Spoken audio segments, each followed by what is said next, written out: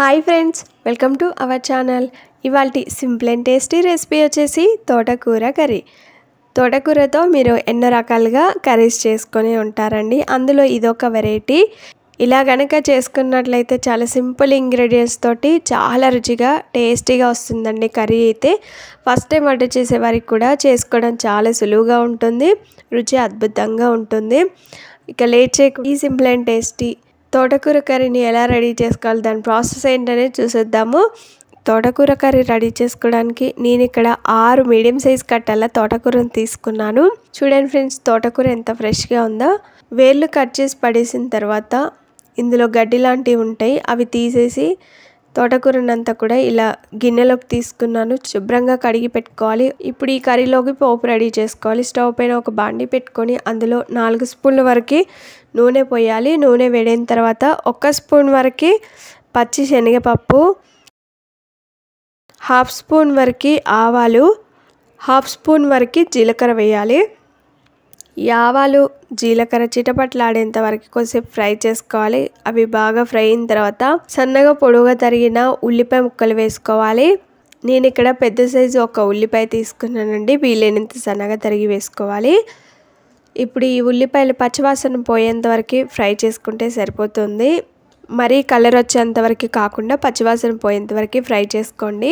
ఈ ఉల్లిపాయలు ఫ్రై అయ్యే లోపల మనం పచ్చిమిర్చి పేస్ట్ రెడీ చేసుకోవాలి. దానికోసం నాకు ఒక మిక్సీ జార్ తీసుకొని ఒక 4-5 వెల్లుల్లి రెబ్బలు పొట్టు తీసి మిక్సీలోకి తీసుకోండి. ఇందులోనే 5-6 పచ్చిమిర్చిని శుభ్రంగా కడిగి తొడిమెలు కట్ చేసి ముక్కలుగా కట్ చేసి ఇందులో వేసుకోవాలి. ఇందులోనే 1/2 స్పూన్ వరకు జీలకర్ర వేసి ఇప్పుడు మిక్సీపై మూత పెట్టి బరకగా మిక్సీ పట్టుకోవాలి. ఇప్పుడు ఇలా మిక్సీ పట్టిన ఈ పచ్చిమిర్చి పేస్ట్ అంతా కూడా ఉల్లిపాయలు పచ్చివాసన పోయేంత వరకు ఫ్రై చేసుకున్న తర్వాత ఇందులో వేసుకోవాలి. ఇలా పచ్చిమిర్చి పేస్ట్ వేసిన తర్వాత ఇందులోనే ఒక 1/2 స్పూన్ వరకు పసుపు వేసుకోండి. ఇప్పుడు ఇవి పచ్చివాసన పోయేంత వరకు ఆయిల్లో బాగా ఫ్రై చేసుకోవాలి. ఎంత బాగా ఫ్రై చేసుకుంటే పచ్చిమిర్చి కారం ఫ్లేవర్తో కర్రీ అంత బాగుంటుంది. పచ్చివాసన పోయేంత వరకు బాగా ఫ్రై చేసుకున్న తర్వాత ఇందులో శుభ్రంగా కడిగి పెట్టుకొని నీళ్లు లేకుండా వడగట్టుకున్న ఈ తోటకూరనంతా కూడా ఈ విధంగా తరిగి వేసుకోవాలి. పోపులో వేసిన తర్వాత మనం వేసుకున్న పోపు అంతా కూడా తోటకూరకు పట్టేలాగా బాగా కలుపుకోండి. ఒక 2-3 నిమిషాల పాటు తోటకూరని ఈ విధంగా ఫ్రై చేసుకున్న తర్వాత ఇందులో సన్నగా తరిగి పెట్టుకున్న టమాటా ముక్కలు వేసుకోవాలి. బాగా పండిన 2 మీడియం సైజ్ టమాటాని సన్నగా తరిగి వేసుకోండి. టమాటా వేసిన తర్వాత టమాటాతో పాటు తోటకూర కూడా బాగా ఫ్రై అయిపోతుందండి.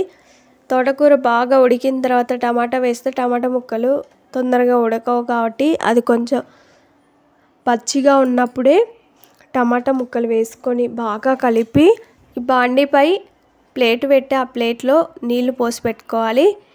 ఇలా నీళ్ళు ఉన్న ప్లేట్ పెట్టడం ద్వారా అడుగు మాడకుండా ఉంటుంది, కర్రీ చక్కగా ఉడికిపోతుంది. కాబట్టి ఇలా నీళ్ళున్న ప్లేట్ పెట్టుకోండి. మధ్య మధ్యలో ప్లేట్ తీసి కర్రీని అంతా కూడా బాగా కలుపుకోవాలి.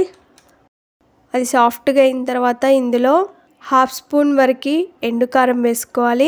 రుచికి సరిపడా ఉప్పు వేసుకోవాలి.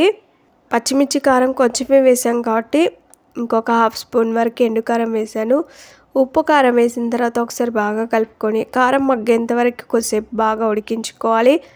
మరలా వాటర్ ఉన్న ప్లేట్ పెట్టుకొని కొద్దిసేపు ఉడికించుకోండి. కొద్దిసేపు అయిన తర్వాత స్టవ్ ఆఫ్ చేసి ఈ కర్రీని తీసి పక్కన పెట్టేద్దాం. ఇప్పుడు ఒక సర్వింగ్ బౌల్లోకి కానీ సర్వింగ్ ప్లేట్లోకి కానీ తీసుకొని సర్వ్ చేసుకుంటే అంతేనండి. చూసారు కదా కర్రీ ఎంత కలర్ఫుల్గా వచ్చిందో, రుచి కూడా చాలా బాగుంటుందండి. ఇది ఎందులోకైనా కూడా అదిరిపోవాల్సిందే, ఎందుకంటే ఇందులో వెల్లుల్లి పచ్చిమిర్చి కారం వేసాం కదా, ఆ ఫ్లేవర్తో కర్రీ అదిరిపోయింది. మరి ఈ సింపుల్ అండ్ టేస్టీ తోటకూర కర్రీ రెసిపీ మీకు నచ్చిందా ఫ్రెండ్స్? ఆలస్యం చేయకుండా ఒక లైక్ చేయండి. ఫ్రెండ్స్కి కానీ రిలేటివ్స్ కానీ షేర్ చేయండి. Thanks for watching. Bye bye.